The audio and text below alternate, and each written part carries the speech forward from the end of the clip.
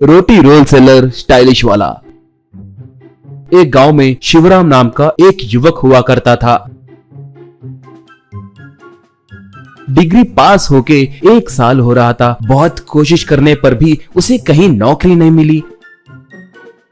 उसे माँ और शादी की उम्र की बहन थी। एक बार शिवराम माँ से, माँ ऐसे नौकरी के लिए फिरते फिरते मैं बूढ़ा हो जाऊंगा लगता है। अब नौकरियों के भरोसे जीना बेकार है, कुछ ना कुछ करके पैसे कमाना है कहकर मैंने निर्णय लिया है। कल से तुम रोटी रोल्स बना कर दो, chicken rolls, mutton rolls, egg rolls, ये सब बना कर दो। कल से गाँव में इंडस्ट्रियल एग्जीबिशन शुरू होने वाली है, मैं गेट के बाहर रोल्स बेचूंगा, अब यही मेरी नौकरी है, कहा। उसकी बहन तब, ये क्या भैया, डिग्री पढ़ के रोटी रोल्स बेचोगे? 1 महीने के बाद एग्जीबिशन खत्म हो जाएगी, तब क्या करोगे? पूछी शिवराम तब बाजारों में घूमते हुए बेचूंगा। काम से शर्माए तो पिताजी के बैंक में रखे पैसे खत्म होकर हमें आगे चल के भूखे रहना पड़ेगा। वैसे तुम्हें डिग्निटी ऑफ लेबर के बारे में पता नहीं क्या? ठीक है माँ, मैंने अच्छे से सोच के ही यह निर्णय लिया है। कल तुम सुबह 10 बजे से पहले रोज तैयार करके रखो, कहा। ऐसे शिवराम एक ठेले पे रोटी रोल्स रखकर एग्जीबिशन के पास, आज चिकन रोल्स भाई, chicken rolls, mutton rolls, egg rolls कहकर पुकारते हुए जा रहा था।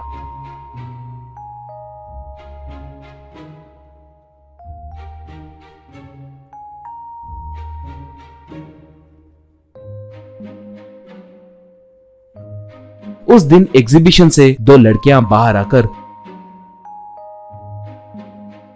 2 रोल्स खरीदकर गपशप करते हुए वहीं रोल्स खा रहे थे। इतने में एक लड़की का ड्राइवर वहां आकर, माँ, साहब जी ने फोन किया है, आपको जल्दी आने के लिए बोले, कहकर कार के पास चला गया। बगल में खड़ी दूसरी लड़की, सृजना, अब तक तुम्हारे पिताजी फोन क्यों नहीं किए कहकर सोच रही थी। अंकल तुम्हें छोड़कर 1 घंटा भी नहीं रह सकते क्या? बोली सृजना तब। वो वैसे ही है, बोली वो लड़की शिवराम से। कितना हुआ? कहकर पैसे निकालकर देते हुए, अरे शिवराम, हमारा क्लासमेट, व्हाट अ सरप्राइज। बोली सृजना सर उठाकर देखी और शिवा तुम? कहकर पूछी शिवा तब। हाँ, मैंने तुम्हें आते हुए देखा, कैसी हो? पूछा वो। मैंने तुम्हारे लिए कितना ढूंढा जानते हो? घर खाली करके दूसरी जगह जाने से पहले मुझे इन्फॉर्म करना है कहकर तुम्हें नहीं लगा क्या? बोली शिवराम तब। कॉलेज खत्म होने के बाद सबको अपने अपने रास्ते जाना ही होगा, मैं मेरे जिंदगी की जंग लड़ने में व्यस्त हूँ, कहा।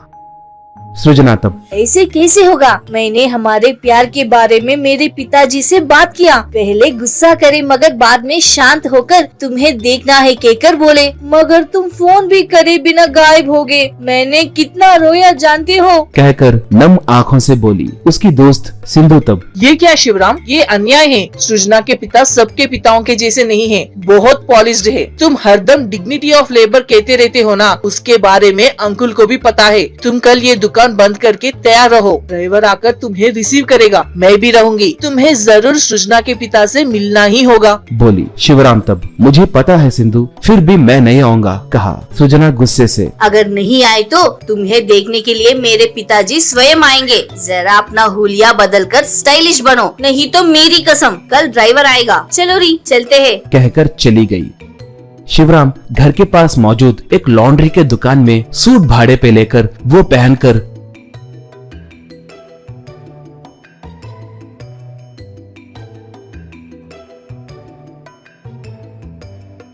रोटी रोल्स बेचते हुए कभी कभी सृजना के पिताजी को मैं कैसे अभिनंदन करूं, क्या बात करूं कहकर मन ही मन में सोचते हुए दिन भर टेंशन से बिताया। शिवा ड्राइवर नहीं आया, सृजना का फोन नंबर लेना था, उसे भी अपना नंबर देना है कहकर नहीं लगा क्या? पता नहीं, कहकर सोचकर घर चला गया।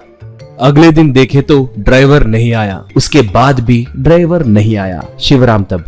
एक अमीर लड़की गरीब लड़के से प्यार किए तो बड़े लोग मानकर शादी करने के लिए ये सिनेमा थोड़ी है, सोचकर वो सूट लॉन्ड्री वाले को देकर साधारण कपड़े पहनकर रोटी रोल्स बेचने लगा। तब एक भिखारी वहां आकर, बेटा मैं भूख बर्दाश्त नहीं कर पा रहा हूँ, खाना दो बेटा, कहकर भीख मांगने लगा। तो शिवराम, क्यों दादाजी 3 दिनों से आ रहे हो? तुम्हारी भूख मिटने तक मैं रोटी रोज देते जा रहा हूँ। ऐसे ही चला तो कैसे? कल के दिन एग्जीबिशन खत्म होने के बाद मैं चले जाऊंगा ना, तब तुम्हारी भूख मिटाने के लिए तुम क्या करोगे? कहकर रोटी रोल्स दिया। तब वो, मेरी भूख चिकन रोल से नहीं मिटेगी। मेरी बेटी को पसंद आए तुम्हारे जैसे अच्छे लड़के से शादी किए तो ही मेरी भूख मिटेगी। कहकर भिखारी का भेष निकालकर मेरी बेटी के लिए बहुत सारे रिश्ते आए मगर वो सब मेरे पैसों को देख के आए और वो दहेज 5 करोड़ दोगे 10 करोड़ दोगे क्या कहकर पूछ रहे थे। उन्हें मेरी बेटी से ज्यादा मेरे पैसे चाहिए। तुम्हारे बारे में मेरी बेटी ने कहा, मगर एक पिता होने के नाते मुझे भी पता करना था। अब मैं संतुष्ट हूँ। तुम भी मेरे सृजन के लिए सही वर हो। कहकर सृजना के पिता शिवराम को झप्पी दिए।